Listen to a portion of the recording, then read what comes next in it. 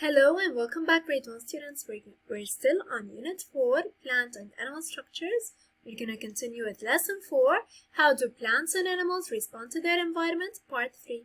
What do we mean by the word respond? Remember guys, whenever we hear the word respond, you have to think that it's how the animals react with their environment. What do they do whenever their environment, the places that they live in, change with the seasons? What do they do to stay alive?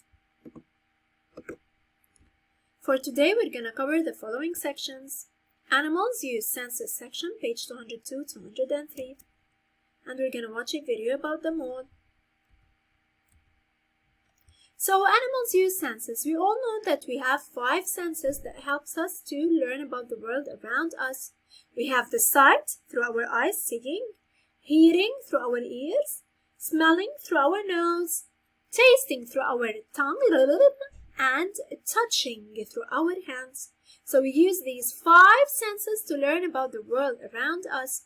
Similarly, the animals also use their senses to protect themselves from any potential danger in the nature.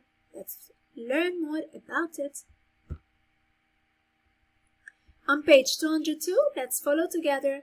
Animals use senses. In this picture, we see a prairie dog.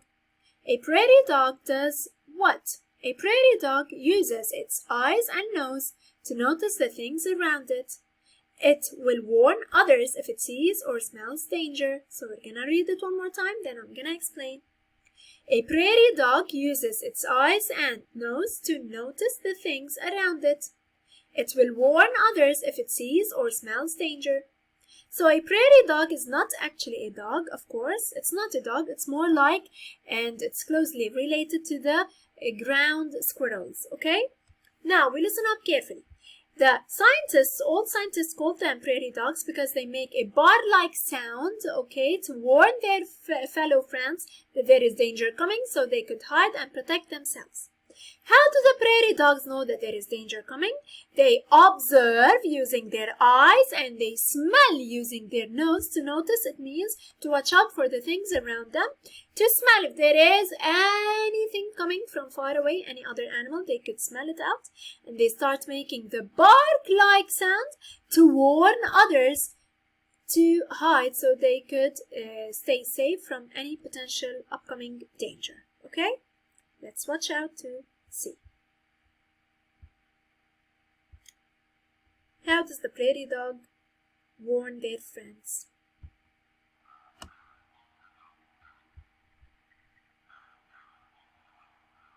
Life in the Sonoran is full of surprises. It rains in the summer, sometimes violently, making it just wet enough to sustain a semi-arid version of the Midwestern grasslands. And with grasslands come the U.S.'s most iconic grass cutter, the prairie dog.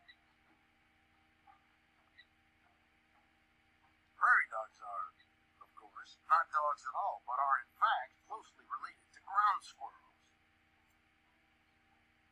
Old-timers named them for their dog-like bark. And it's no simple. Can you hear it, guys? The bark? Listen carefully. Scientists currently believe that prairie dogs have the most sophisticated vocal animal language ever decoded. They need it to warn each other. Can you hear it? Because in the Sonoran, on a lot of things like they eat them, including the badger.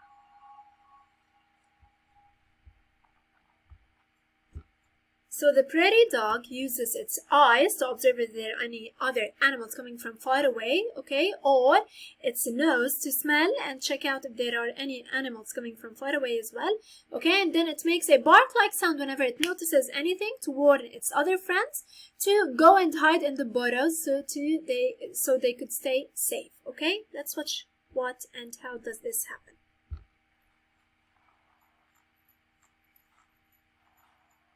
Complex system of burrows, but most mornings they have to leave to harvest grass. It's a risky time, so while one feeds, another will keep a lookout.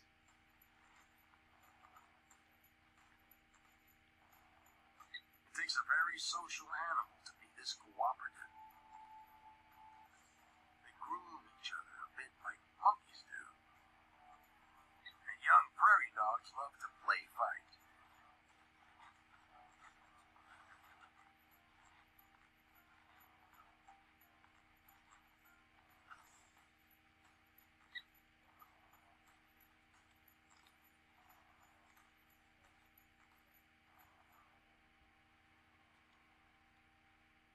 The center of prairie dog life is the family, ruled by a dominant male with a few females. Families can live in large neighborhoods of thousands. See how they're observing? Even as organized as they are, it's still tough to be a prairie dog.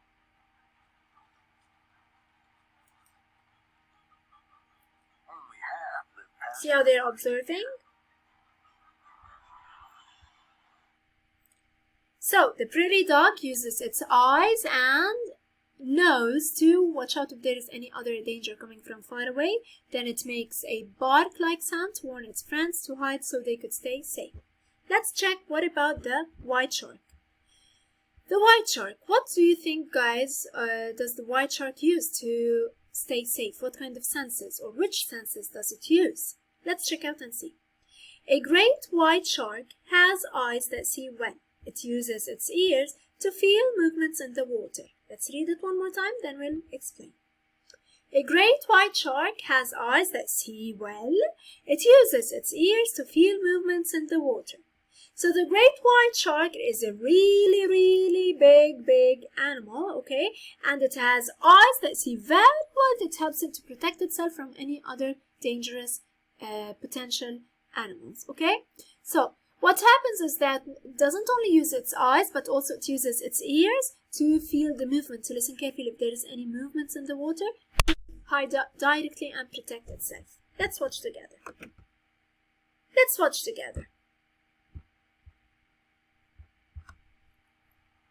Great white sharks. Is there any sea beast so feared by humans? Great whites like these here off the coast of South Africa, in an area called False Bay, can reach 20 feet in length and weigh up to 5,000 pounds. That's more than a pickup truck, but slightly less than a luxury SUV.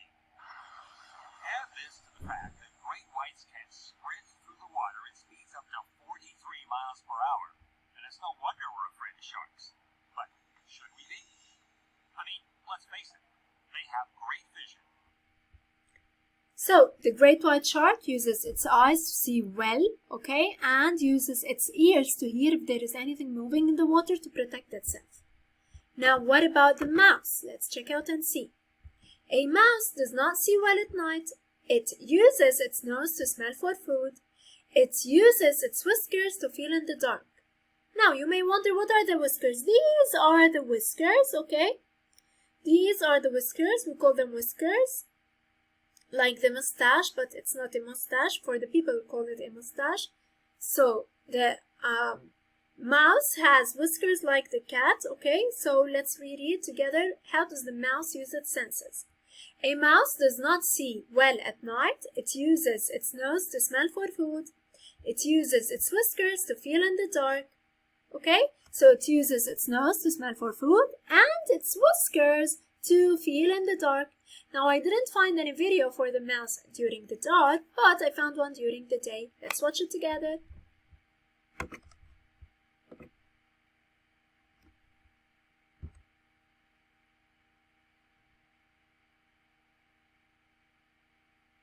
Can you spot the mouse?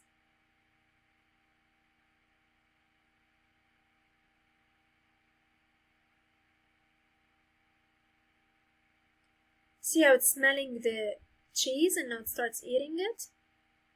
See how it's using its whiskers? Its whiskers, see?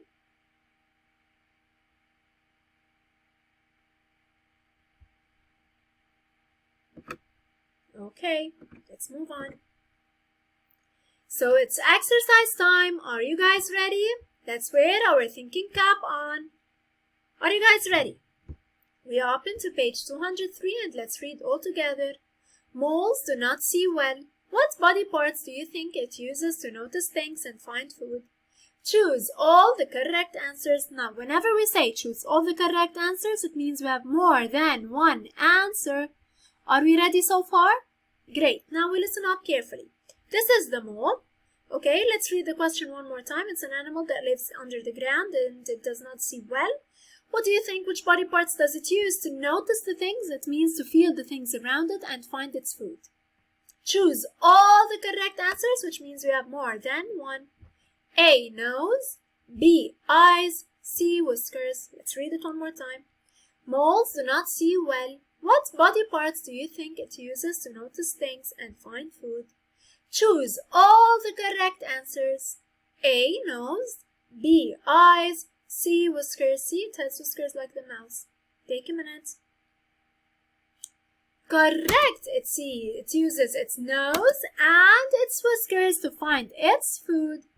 Okay, so it uses its nose and whiskers to find its food. Correct. Now, you may work with your sister or brother, okay, to like an oral discussion, to talk about how you use your eyes, ears, and nose and hands to notice the things around you, to observe and explore the things around you, okay? Then you may write down the ideas on a paper, or you may draw them. If you cannot write, it's okay, and share it with your parents. Now let's watch together a video about the mole.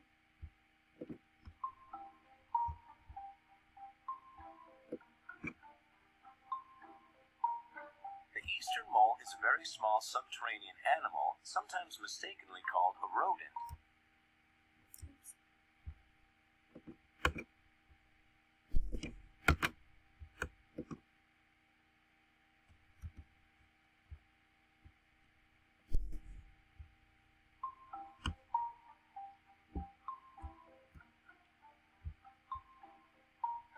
The eastern mole is a very small subterranean animal, sometimes mistakenly called a rodent, when in fact it is not.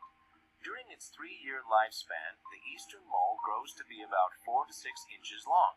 Its fur color varies from gray to brown to golden, and it has a short, hairless tail.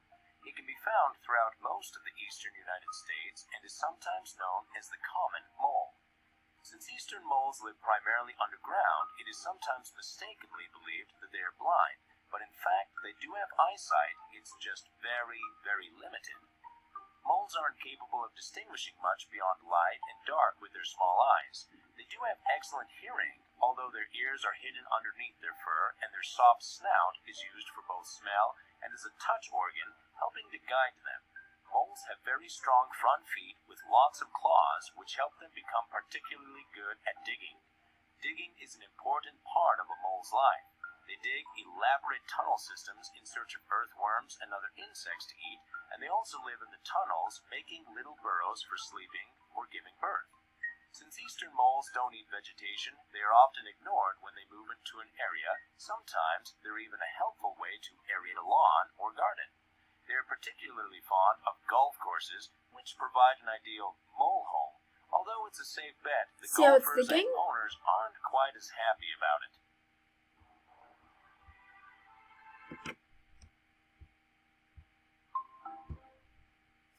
That's it. Thank you all. I hope you guys enjoyed it.